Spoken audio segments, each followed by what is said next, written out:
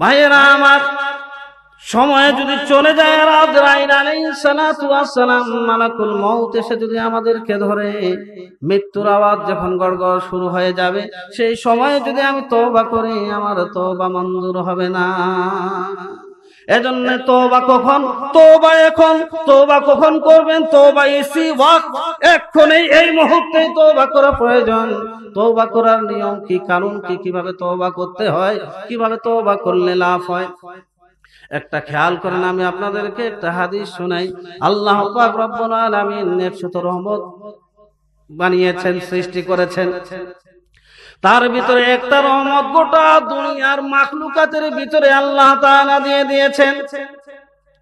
মায়ের অন্তরে সন্তানের ভালোবাসা, সন্তানের অন্তরে মায়ের মহব্বত।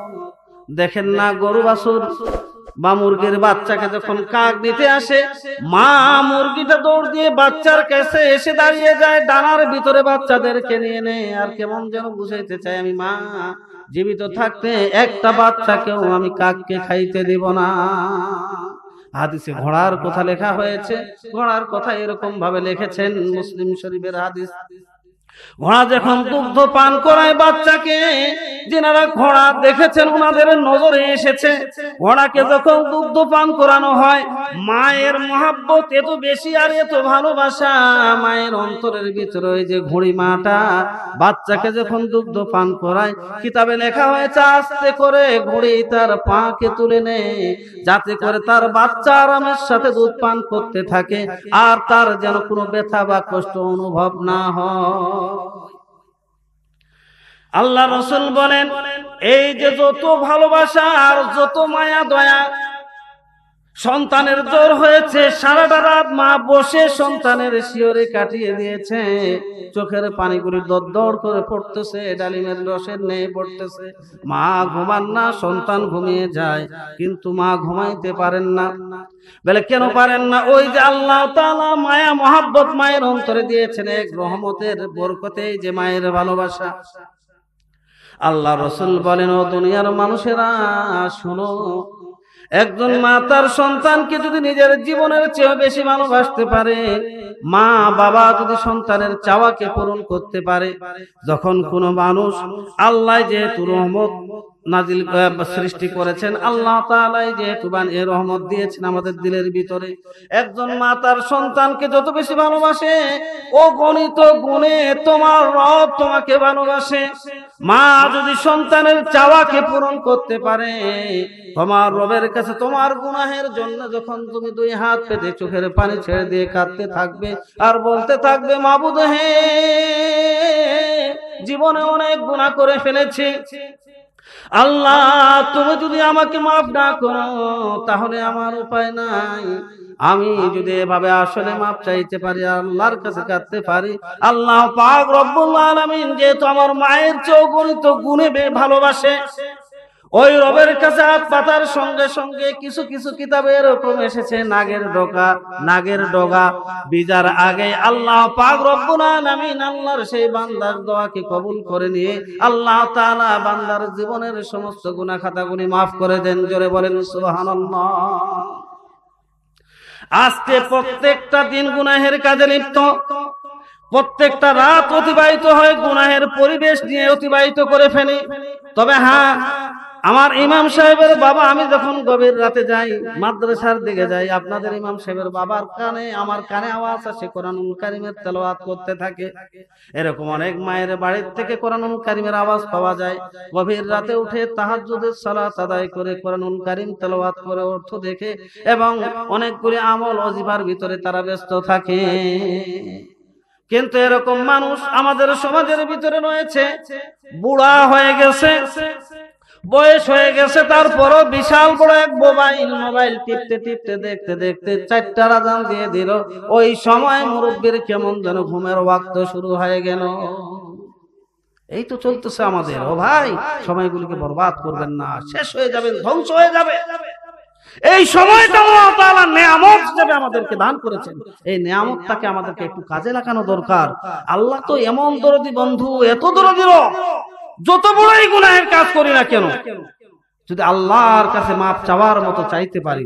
তবে কিছু বিষয় আছে, আস্তে আস্তে সময় পেলে আমি বলতাম, যেগুলি গুনাহ আল্লাহ তাআলা ক্ষমা করবেন না। শিরকের গুনাহ খুব মারাত্মক, এটা আন্তরিক তওবা ব্যতীত, খালেস তওবা ব্যতীত আল্লাহ তাআলা মাফ করবেন। এই জন্য লোকমান আলাইহিস সালাতু ওয়াস সালাম ওনার সন্তানকে বুঝাইতেছেন, ওয়াইদ ক্বালা লুকমানু লিবনিহি ওয়া হুয়া ইয়াইদুহু ইয়া বুনাইয়া লা তুশরিক বিল্লাহ ইন্নাশ শিরকা লাযুলমুন আযীম।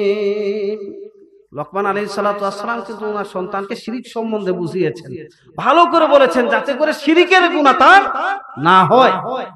আমি আমার সন্তানকে বুঝাইতে পারি নাই, আমি আমার সন্তানের কাছে ওইরকম পরিবেশ মহাল তৈরি করতে পারি নাই, ওইরকম পরিবেশে আমার সন্তানকে বসাইতে পারি নাই, বিধায় আমার সন্তান এক সময় মৌলভী সাহেবদেরকে দেখলেই বলে, শোনো মুমিন মুসলমান, একটু নাউজুবিল্লাহ দেখেন, আপনারা ওয়াজ বুঝেন কিনা একটু দেখেন।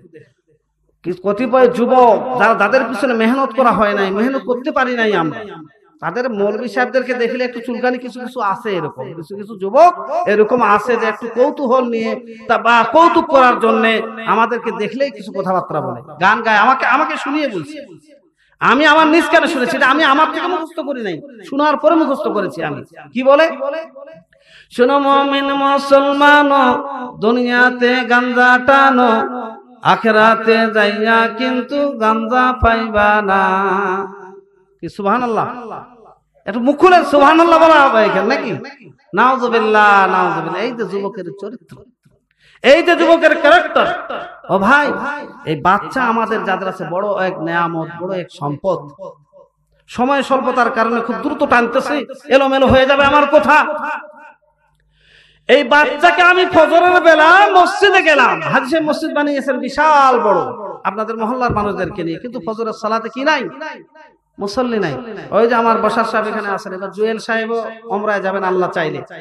আমরা যখন মক্কায় গেছি, গভীর রাত মসজিদে যখন দাঁড়িয়ে গেছি, দেখেছি আমি আমার দুই নয়নে দেখেছি ছোট ছোট বাচ্চাদেরকে নিয়ে মুরব্বি বা বাবা দাদা নানা চলে এসেছেন, বাচ্চার হাত নিয়ে গভীর রাতে আল্লাহু আকবার বলে মসজিদে দাঁড়িয়ে গেছেন। বাচ্চাও দেখা দেখি দাঁড়িয়ে গেছে, বাচ্চা রুকুতে গেছে, বাবা রুকুতে গেছে, বাচ্চাও রুকুতে গেছে। বাচ্চার বাবা রুকু থেকে উঠে সোজা সিজদায় গিয়েছে, আমি আমার নিজ চোখে দেখেছি বাচ্চা সিজদায় গিয়েছে। আমি পিছনে বসে বসে দেখতেছিলাম কি করে, ঘটনা কি দেখা যাক। দেখি বাবা ফুপিয়ে ফুপিয়ে কান্নাকাটি করে, আর তার পাশে দুই সন্তান, তারাও সেই কান্নার পরিবেশ শিখতে থাকে, তারাও ভাবতে থাকে যে আল্লাহর কাছে এরকম করেই মনে হয় কাঁদতে হয়। আর আমি করছি কি, মোবাইল টেলিভিশন মিথ্যা কথা। বাড়িতে আসি তো, আমি বাড়িতে আসি, আমার কাছে লোক টাকা পায়, বাচ্চার কি শিখাচ্ছি, আমার কাছ থেকে শিখতেছে কি। এখন মাহাজন দরজা নক করছে, বলছে ব্যাপারী সাহেব বাড়িতে আসেন নাকি? বাচ্চাকে বাবা ডাক দিয়ে বলছে, বেটা যাই বল, বাবা বাড়িতে নাই।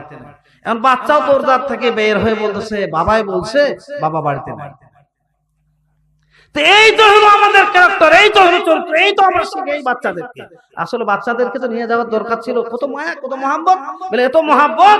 শীতের দিন ফজরের সময় আমি উঠে মসজিদে যাই, আমার বাচ্চার কেথা নাই, লেপ নাই, লেপটা ঢাকা দিয়ে আমি মসজিদে চলে গেলাম, আমি আমার সন্তানকে জাহান্নামের আগুনের ভিতরে ঢুকিয়ে দিই। অথচ কথা ছিল কি, ইয়া আইয়ুহাল্লাযীনা আমানু কু আনফুসাকুম ওয়া আহলিকুম নার, নিজে বাঁচো, আহল পরিবারকে বাঁচাও। আমি নিজে মসজিদে চলে গেলাম। যাই হোক ভাই, বিস্তারিত বলার সময় নাই, আপনারা খেয়াল করেন। আমি চমৎকার এক কাহিনী ঘটনা শুনি আমি আমার বয়ান শেষ করব। যদি আমাদের গুনাহ হয়ে যায়, আর যদি রবের কাছে আমরা চাওয়ার মতো চাইতে পারি, আল্লাহ তাআলা মাফ করবেন। কেমন মাফ করবেন, কিরকম গুনাহকে মাফ করতে পারেন, একটু ধারণা আপনাদেরকে দিয়ে যাই। হযরত মূসা আলাইহিস সালাতু ওয়াস সালামের জামানায় ভব ঘুরে লম্পট ছিল, এক ভণ্ড ছিল, সবাইকে জ্বালাতন করে বেড়াইতো। এক সময়, সেই সময়ে মানুষেরা দরদী রবের কাছে হাত পাতলেন আর বললেন, দরদী রব, এই যুবকেরা আসছো, এই যুবকের কাছ থেকে আমরা বাঁচতে চাই, সেজন্যই তোমার কাছে ফরিয়াদ করতেছি, এই যুবকের হাত থেকে তুমি আমাদেরকে বাঁচাও। আল্লাহ পাক দোয়া কবুল করে নিলেন। মুসা আলাইহিস সালাতু ওয়াস সালামকে বললেন, ওহে মুসা, অমুক জায়গায় যাও, গিয়ে দেখো একজন ভবঘুরে লম্পট রয়েছে, তাকে তুমি তোমার এলাকা থেকে তাড়িয়ে দাও। মুসা আলাইহিস সালাতু ওয়াস সালাম সেখানে গেলেন। তাকতওয়ালা মানুষ, শক্তিশালী মানুষ, এক ঘুষিতে একটা মানুষকে দুনিয়ার থেকে বিদায় করে দিতে পারেন। এই তাকত তো মুসা আলাইহিস সালাতু ওয়াস সালাম। এই ঘটনা যাইলে ফির আবার এইদিকে ছাড়া পড়ে যাও। মুসা আলাইহিস সালাতু ওয়াস সালাম উনাকে দেখা মাত্রই ওই লোক ভয়ে আতঙ্কে বলতেছেন, আল্লাহর নবী যা বলেন তাই শুনবো। চলে গেলাম। ওখান থেকে চলে যখন বস্তির মধ্যে চলে গেলেন, ওই ভণ্ড যুবক আবারও সেখানে ভণ্ডামি করা শুরু করলেন, গুনাহের কাজে লিপ্ত হতে লাগলেন। এমন সময় আল্লাহ পাক রব্বুল আলামিন আবারও আল্লাহর নবী মুসা আলাইহিস সালাতু ওয়াস সালামকে বলেন, ওহে মুসা, ওই যে বস্তির ভিতরে সেই লোকটা আছে, যাও তাকে সেখান থেকেও তুমি তাড়িয়ে দাও। মুসা আলাইহিস সালাতু ওয়াস সালাম সেখানে গেলেন আর দেখলেন ওই যে লোকটা আবারও সেখানে আছে, তাকে তাড়িয়ে দিলেন যে এখান থেকে এলাকা ছেড়ে দাও, এখান থেকে চলে যাও। লোকটা হাঁটতে হাঁটতে কোথায় যাবে কুল কিনারা না পেয়ে বাড়ি ঘর সংসার সব ছেড়ে দিয়ে আস্তে আস্তে করে রওনা হয়ে গেল। এক সময় যখন মরু প্রান্তরে চলে গেল, কেউ যখন কাউকে যখন দেখতে পেল না, বিজন জঙ্গলে যখন চলে গেল, যাওয়ার পরে উনি আস্তে আস্তে করে দুর্বল হয়ে পড়লেন। কেমন যেন শরীর অবশ হয়ে আসতেছে, খানা পিনা নাই, ব্যবস্থা কোনো কিছুই নাই, কি করা যায়? উনিও দেখতেছেন আমার মনে হয় সময় শেষ, আমার জন্য কে একটু কান্নাকাটি করবে, কে দোয়া করবে, কে আমার জন্য মাপ চাইবে? আমি তো এমন গুনাহের কাজ করেছি, যদ্দরম মানুষ বদদোয়া করেছে, আল্লাহর কাছে বদদোয়া কবুল হয়ে গেছে। কবুল হওয়ার পরে আল্লাহ পাক রব্বুল আলামিন মুসা আলাইহিস সালাতু ওয়াস সালামের দ্বারা এলাকার থেকে আমাকে বিতাড়িত করা হয়েছে। কি করা যায়? আমার কাছে কোনো মানুষ নাই, কোনো বন্ধু বান্ধব নাই, সন্তান নাই, আত্মীয় স্বজন নাই, কেউ নাই, কি করব? আমি তো গুনাহগার। কুল ইয়া ইবাদিয়াল্লাযীনা আসরাফু আলা আনফুসিহিম লা তাকনাতু মির রাহমাতিল্লাহ। ও নবী আপনি বলিয়া দিন, ও নবী আপনি বলিয়া দিন, আমার বান্দারা যারা তোমরা নিজেদের উপরে জুলুম করেছো, অন্যায় অত্যাচার করেছো, আল্লাহর রহমত থেকে তোমরা নৈরাশ হইও না। এই বান্দার কথা মনে পড়ে গেল, আমার তো এখন দুনিয়াতে কেউ নাই, কার কাছে আশ্রয় নিবার, কার কাছে আশ্রয় চাইবো? আমার দরদি রব তো আমাকে বানিয়েছেন, আমাদের দরদি রব তো আমাকে খামান, আমার দরদি রব তো আমাকে পড়ান, আমার দরদি রব তো আমাকে চলান। ওই দরদি রবের কাছে যদি একটু চাই তাহলে মনে হয় আমার সহজ করে দিবেন। এই লোকটা ওই জায়গায় বসে একাই, কেউ নাই। উনি বলতেছেন, ক্ষমা করো হে বারি গুনাহকে আমার,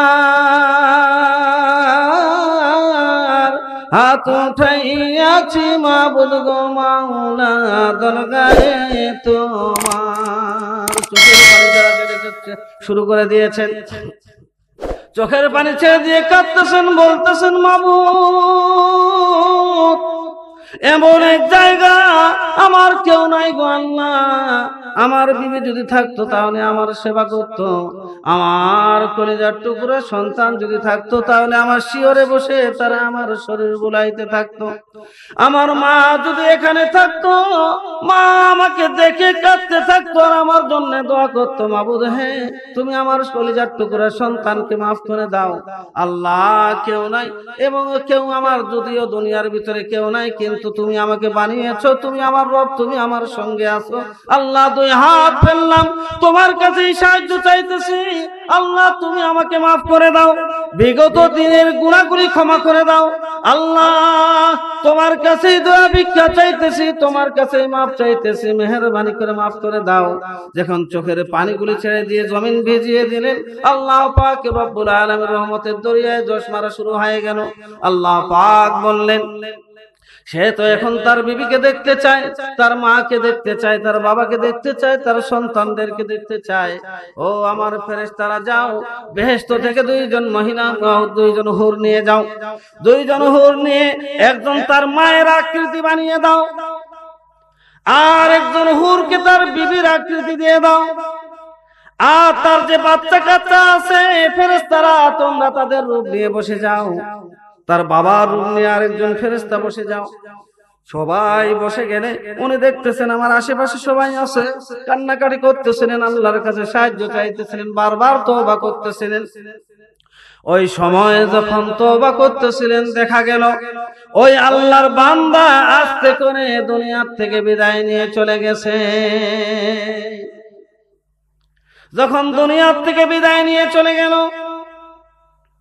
এদিকে আল্লাহ পাক রব্বুল আলামিন হযরতে মূসা আলাইহিস সালাতু ওয়াস সালামকে ডাক দিয়ে বলেন, ওহে পয়গম্বর দেরি করো না, যাও, আমার একজন মাহবুব বান্দা, আমার একজন প্রিয় বান্দার ইন্তেকাল হয়েছে, তুমি সেখানে চলে যাও, সেখানে গিয়ে তুমি তার কাফন দাফন সমাধা করে ফেলো।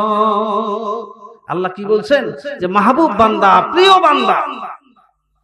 কিছু কিছু কিতাবে এরকমও লেখা হয়েছে দাফন কার্য সমাধা করে এবং সেই জানাজায় যারাই উপস্থিত হবে আমি আল্লাহ পাক রব্বুল আলামিন ওই জানাজা যাওয়ার কারণে তাদের জীবনের সমস্ত গুনাহ খাতাগুলিকে আমি মাফ করে দিব।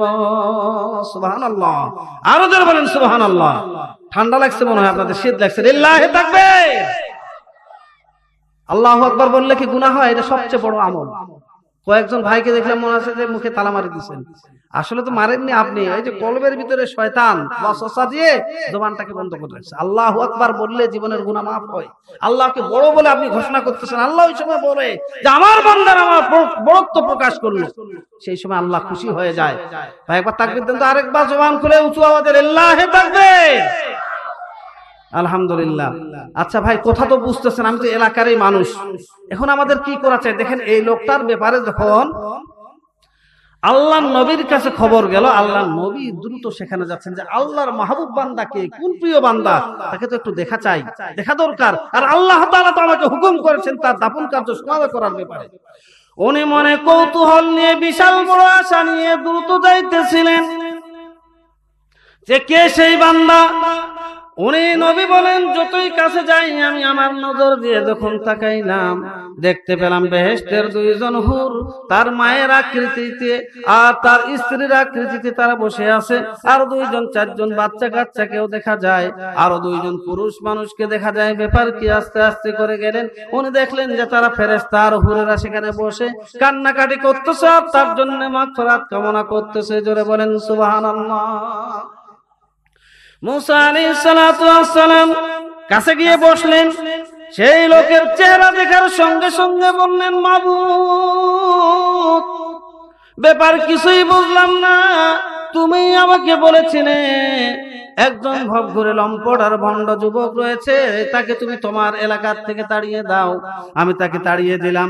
এলাকার থেকে যখন সে বস্তিতে গেল, বস্তি থেকেও আবার তোমার হুকুম হলো, সেখান থেকেও আমি তাকে তাড়িয়ে দিয়েছি। আল্লাহ, এখন তো দেখি যাকে তাড়িয়ে দিয়েছিলাম চেহারা দেখেই তো মনে হয় সেই যুবকেই। আমি এর রহস্য জানতে চাই, ব্যাপার কি আমার কাছে তুমি পরিষ্কার করে দাও। যখন মূসা আলাইহিস সালাতু ওয়াস সালাম আল্লাহর কাছে এই কথা বললেন, আল্লাহ পাক রব্বুল আলামিন মূসা আলাইহিস সালাতু ওয়াস সালামকে বলে দিলেন, হে পয়গম্বর শুনো, আমার এই বান্দা আমার মাহবুব বান্দা, আমি এজন্যই বলেছি, যদিও সে অনেক গুনাহের কাজে লিপ্ত হয়েছিল, গুনাহের কাজ করেছিল, এই যে বিজন জায়গায় এসে যখন কান্নাকাটি শুরু করে দিয়েছে আর বলেছিল, আল্লাহ তুমি আমার রব, তুমি ছাড়া আর কেউ মাফ করতে পারে না, আল্লাহ তুমি আমার ব্যাপারে সবকিছুই জানো, আল্লাহ তোমার কাছেই সাহায্য চাইতেছি আর দোয়া ভিক্ষা চাইতেছি, মেহেরবানি করে তুমি আমার জীবনের সমস্ত গুনাহ খাতাগুলি মাফ করে দাও। সে আন্তরিক তওবা করার কারণে, চোখের পানি ছেড়ে দিয়ে তওবা করার কারণে, নিজের গুনাহের জন্য অনুতপ্ত লজ্জিত হওয়ার কারণে আমি আল্লাহ পাক রব্বুল আলামিন তার জীবনের সমস্ত গুনাহগুলিকে মাফ করে দিয়ে তার গুনাহগুলিকে নেকি দিয়ে আমি আল্লাহ পরিবর্তন করে দিয়েছি। জোরে বলেন সুবহানাল্লাহ। আরো জোরে বলেন সুবহানাল্লাহ। তাহলে গুনাহ থেকে যদি তওবা করা যায়, তওবার মতো যদি তওবা হয়, তাহলে আল্লাহ তাআলা মাফ করে দেন। ভাই